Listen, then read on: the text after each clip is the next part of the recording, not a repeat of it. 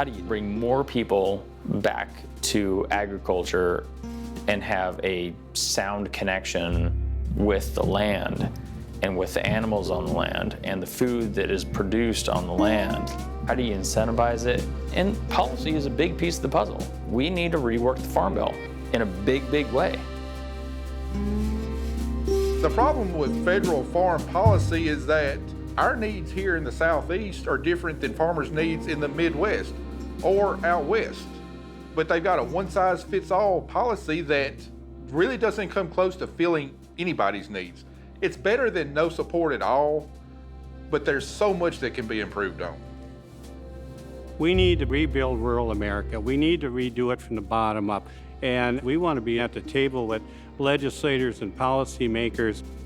And so when it comes to the Farm Bill, we need to be the mouse that roared, and we need to get in there and say how we want to help better our communities and better our nation.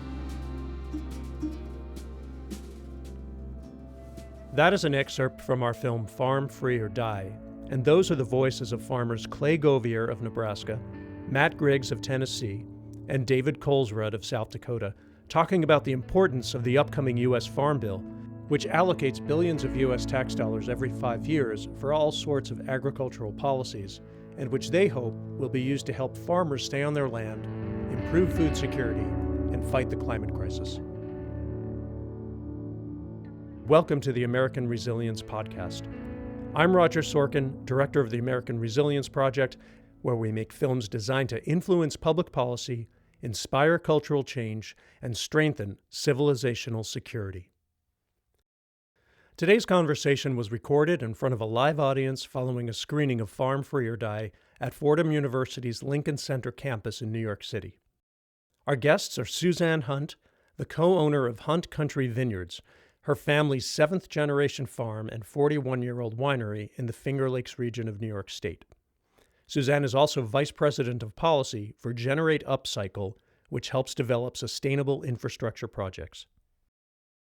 We're also joined by Nicole Carta, who worked for 10 years at the United Nations International Fund for Agricultural Development in Rome, where she focused on agricultural supply chain sustainability, working with corporations to improve livelihoods for smallholder farmers in developing countries on everything from climate resilience to incomes to crop productivity.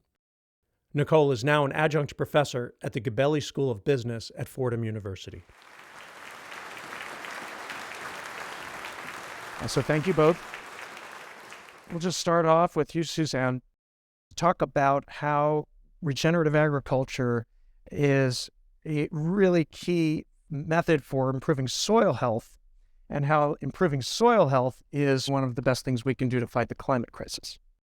Well, first of all, thank you all for coming and being interested in this topic, and thank you for that film. It is just so good, and it hits so many of the key topics. And I think, we're at this moment when we're realizing that this kind of conventional, what's become the conventional way of farming, and that the Farm Bill has shaped over the last decades, isn't sustainable, and it has to shift to a more regenerative model if we're going to have resiliency back in our farm system, because these Farm Bill programs have resulted in a landscape that is an agricultural landscape that's quite fragile and is susceptible to physical disruption, market disruptions, labor disruptions, all of it. So to transition and to develop our policies so that farmers are able to transition to these practices that put more carbon in the soil makes their farms more resilient, which makes our food system more resilient, and also helps us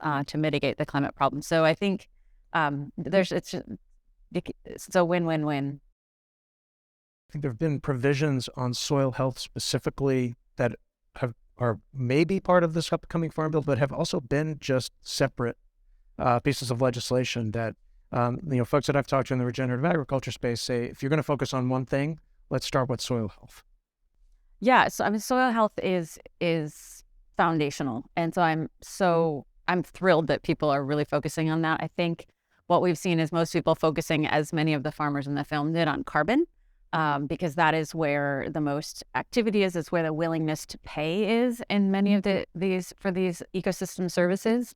But I think we also need to to focus more broadly on the health of the farm system and soil health more broadly than just soil carbon, so that we don't have an imbalance in the system.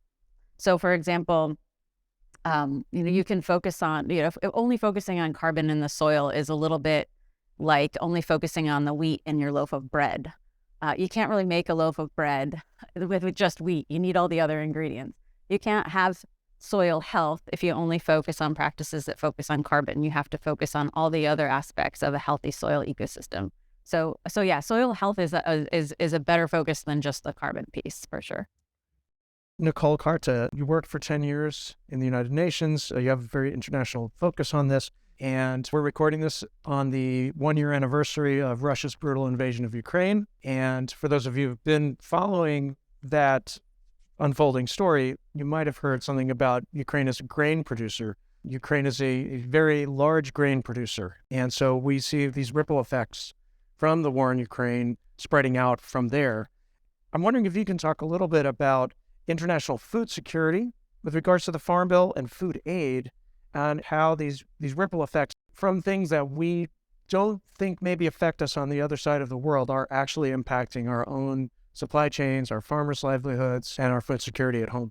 Sure. Yeah, no, great point. And you're right. This deserves recognition today of this, massive tragedy that has impacted all kinds of different ways of our life, but certainly with our food. So I think we know that our food system is very highly interrelated. And I want to pick up on something that Suzanne mentioned specifically about how this U.S. Farm Bill, its interconnected networks of subsidies, has created a food system in the United States that's largely highly subsidized on 4 or 5 different crops. And it's corn, wheat, rice, cotton, soybeans.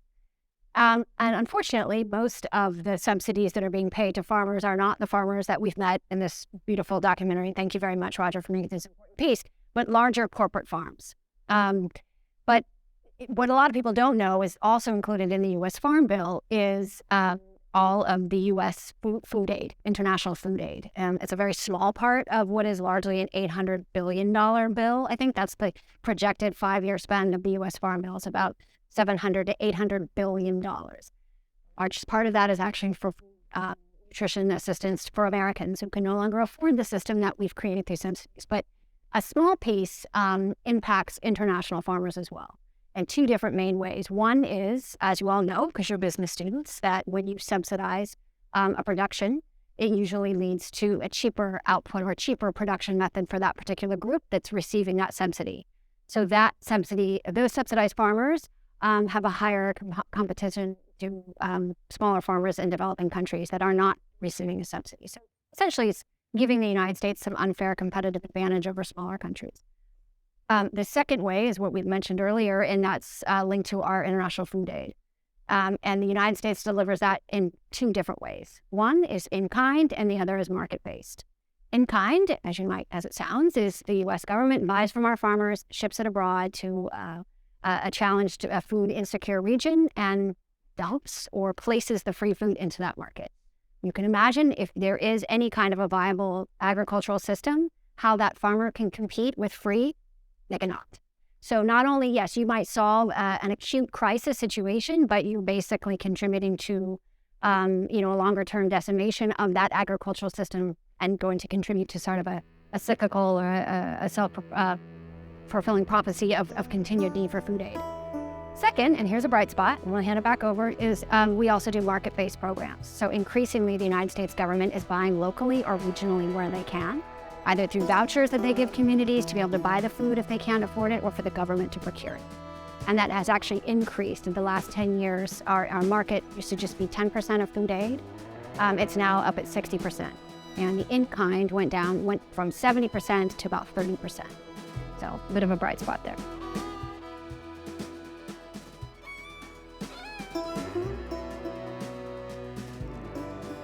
You're listening to the American Resilience Podcast from American Resilience Project. I'm Roger Sorkin, the director of the American Resilience Project. Be sure to visit us online at amresproject.org, where you can watch all of our films for free and learn about how you can take action on a number of resilience-related issues, including food security, sea level rise, clean energy, and more. American Resilience Project is a nonprofit We make all of our films available to watch for free. You can go to our website, amresproject.org, and please consider supporting our work with a tax-deductible donation.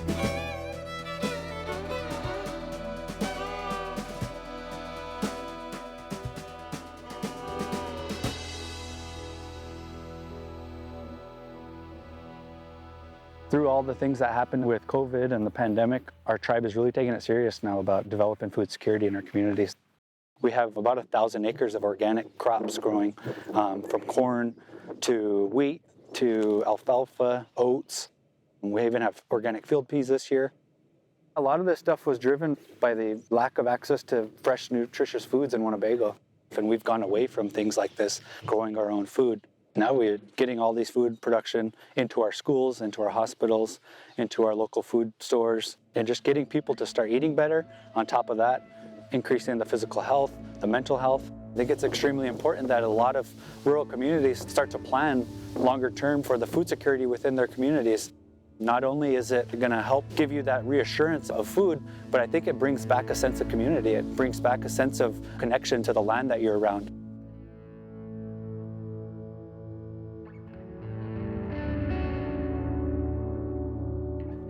That is the voice of Aaron LaPointe of Ho-Chunk Farms of the Winnebago tribe of Nebraska in our film Farm Free or Die, talking about the success their tribe is having through regenerative agriculture.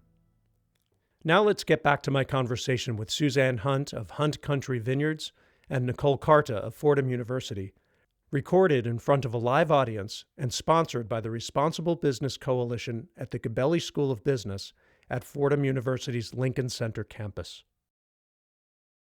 There was a lot of talk about carbon being a new cash crop. In theory, that sounds great. In practice, that's a bit of a challenge to get there. Can you talk a little bit more about what ecosystem services are or what they can be and how we might work incentives into the Farm Bill to allow more farmers to do that? And I should say, we've got a room full of business students. What kind of business opportunities might there be for people who don't necessarily think they're going to go off and be farmers, but may want to work in the agricultural business space? Sure. Yeah.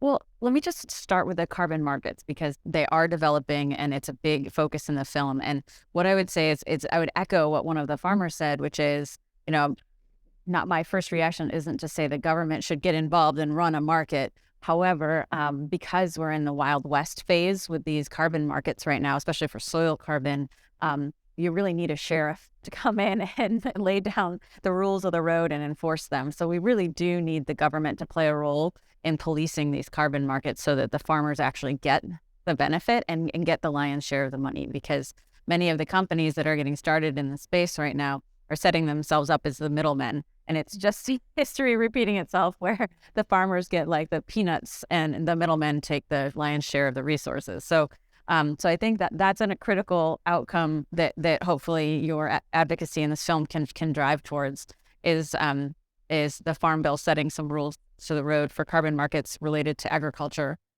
But a healthy farm agroecosystem provides all kinds of ecosystem services. So sequestering or storing and storing carbon is one of them. Biodiversity preservation is another one of them. My family has a small farm in the Finger Lakes in New York, and we have all kinds of wildlife. Many of the farms across this part of the country most of them have some forest on them, so it's not just fields. Our farm's about a third vineyards, about a third forest, and about a third hay fields and other fields.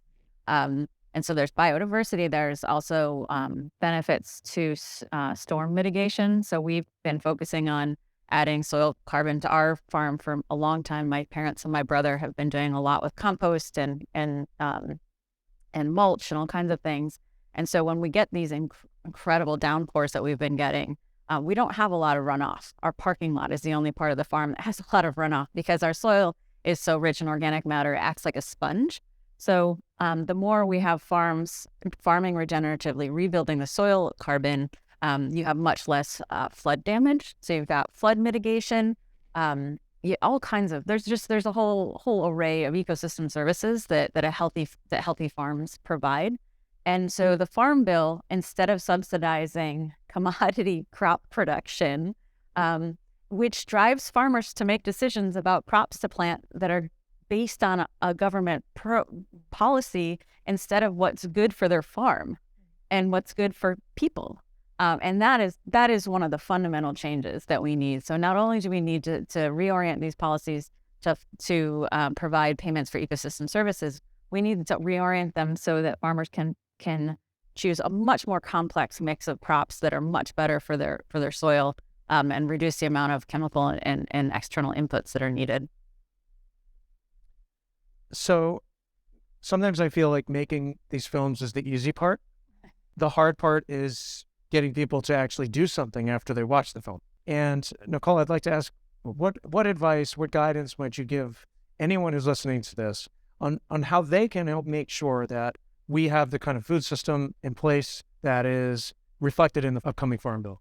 Yeah, that's a great question, an important one. And I'll leave it, I think, to Suzanne to talk a little bit about the policy actions you might take. But I think on a local level, just educate yourself about the food that you're eating. I mean, we could have a whole another film and another hour discussion about food waste, but we know that it's a massive issue. It's a huge contributor, as we heard, to climate. But, become aware of the products that you're buying. Think about things like food miles, right? Which is you're buying fruits and vegetables in the grocery store a block from here. But is it strawberry season?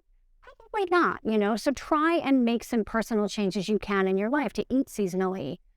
Go upstate, meet some farmers, talk to some farmers. Drink some wine. Drink some wine.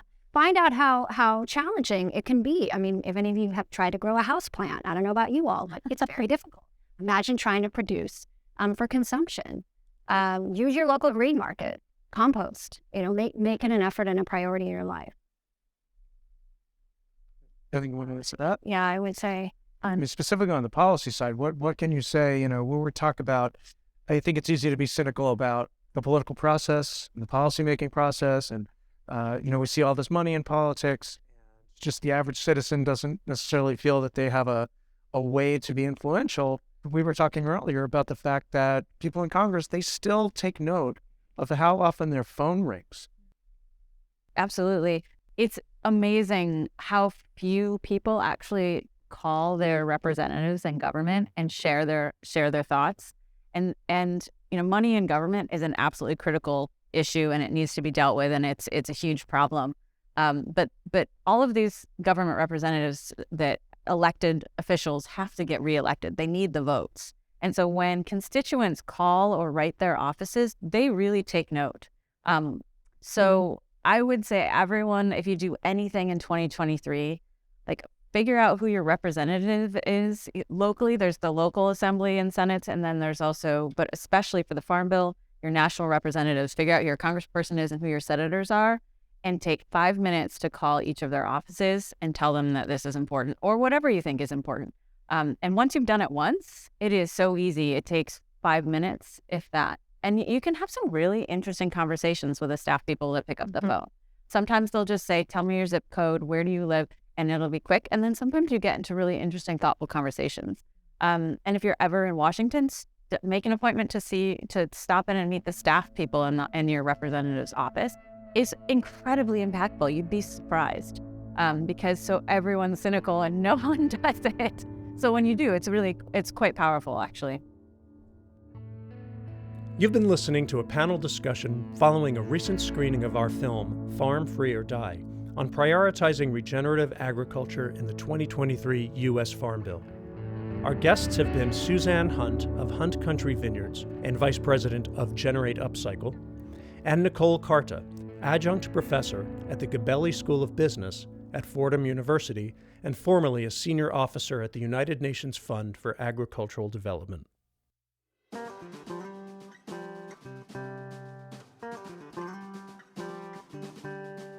Special thanks to Business School Dean Lirzan Aksoy, Liz Osler, Ali Callaghan, and the Responsible Business Coalition at the Gabelli School for hosting our screening and inviting American Resilience Project to be part of the Fordham University curriculum and community. Be sure to visit us online at amresproject.org, that's AMRES project.org, where you can sign up for our mailing list You can watch all of our films for free and learn more about getting involved in a number of different issues, from the energy transition to coastal resilience to food security. This program is available on all major podcast platforms, and please do leave us a review. Today's show is produced by American Resilience Project with editing help from Joseph Skinner and music by the great John Cabon. For all of us at American Resilience Project, thank you for listening and supporting us, because civilization deserves a fighting chance.